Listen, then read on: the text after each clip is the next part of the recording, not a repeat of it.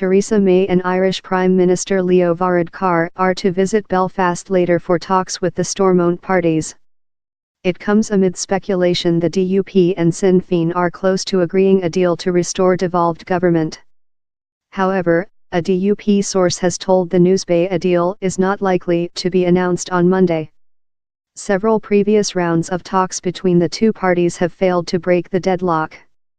Northern Ireland has been run by civil servants since the power-sharing executive made up of the DUP and Sinn Féin collapsed in January last year. The late Martin McGuinness pulled Sinn Féin out of the coalition, objecting to the DUP's handling of a scandal over green energy scheme.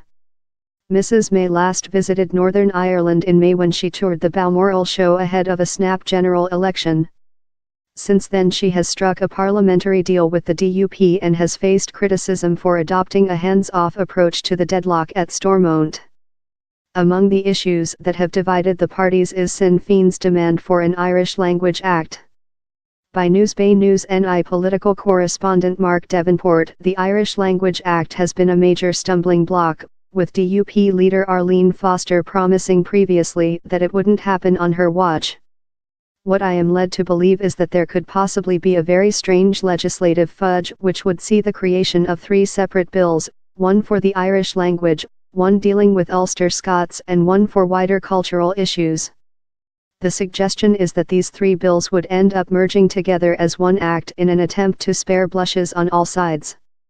On marriage equality, I am not exactly sure how they are going to sort that one out, but one option that has been discussed is the possibility of bringing a private member's bill on the issue or deferring responsibility to Westminster.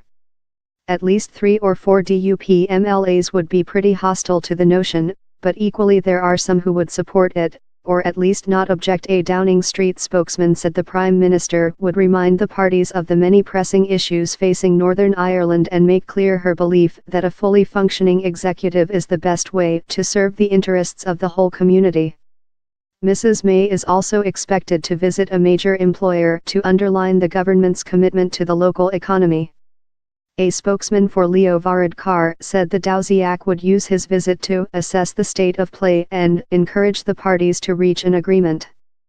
The Irish government has consistently said that the restoration of the institutions is essential in the context of full implementation of the Good Friday Agreement, and that it will continue to work very closely with the British government to support the northern parties to achieve this outcome, he said. At the weekend, Sinn Féin's Vice President Michelle O'Neill predicted that the Stormont talks would conclude this week. Her comment strengthened speculation that a compromise between her party and the DUP could soon be unveiled.